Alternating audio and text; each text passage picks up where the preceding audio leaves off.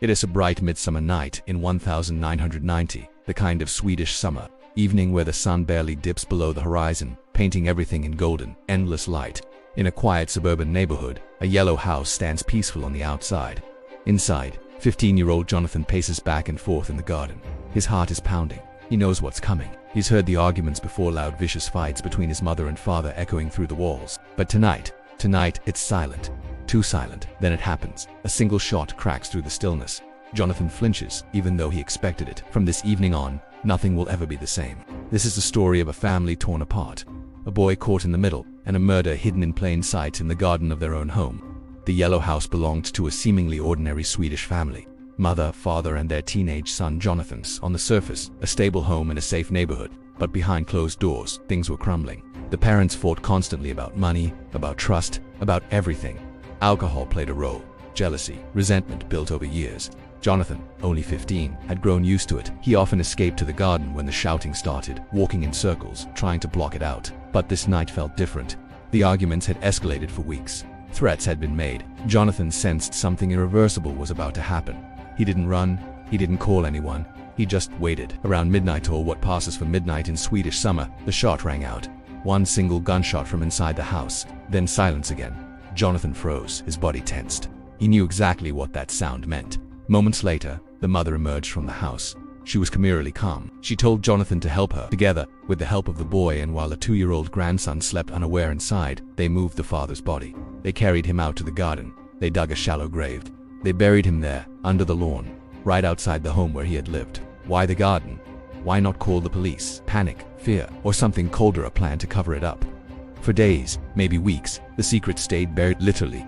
The mother told lies to neighbors, to relatives. He left us, he ran off. Jonathan kept silent. The weight of what he had witnessed crushed him, but he said nothing. Eventually, the father was reported missing. Friends, family, co-workers noticed his absence. Police came knocking. First, routine questions. The mother stuck to her story.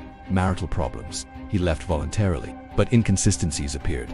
No sightings, no money withdrawn, no contact. And then someone noticed disturbed soil in the garden. A tip, a suspicion, or just bad luck. Police dug, they found the body. The gunshot wound was clear. Forensic evidence pointed to a close-range shot. The mother was arrested quickly. She confessed to shooting him but insisted it was in self-defense during a violent fight. Jonathan was questioned. As a minor, his interviews were careful. He confirmed parts of the story, the arguments, the fear, but did he know about the plan to bury the body? Had he helped willingly? The boy walked a fine line, traumatized witness or reluctant accomplice. The case went to court. The prosecution painted a picture of premeditation, escalating threats, the decision to bury instead of call for help. The defense argued battered woman syndrome, years of abuse, a snap in the moment. Evidence was circumstantial but damning. The burial, the cleanup, the delay in reporting. Jonathan testified. His words were heartbreaking. He described the terror of those nights. The shot he knew was coming, but he didn't accuse his mother outright. He was torn, loyalty to the surviving parent versus the horror of what happened. In the end, the mother was convicted of manslaughter or murder, depending on the exact charge in Swedish law at the time, often reduced in domestic cases with claims settled. She received a prison sentence. Jonathan was left to rebuild a life shattered at 15 years later. This case became one of Sweden's quieter but most chilling family tragedies. A boy who heard the shot that ended his father's life and then helped hide the body. A mother who chose concealment over confession. A garden that became a grave. What drives a family to that point? Chronic domestic violence, alcohol, unresolved rage, and what happens to the child left behind, the one who knew, who helped, who carries the memory forever. Jonathan grew up carrying that night. The yellow house was sold. The garden was landscaped. But some scars don't fade. In the endless light of a Swedish summer night, one shot changed everything. A father dead, a mother imprisoned, a boy forever haunted.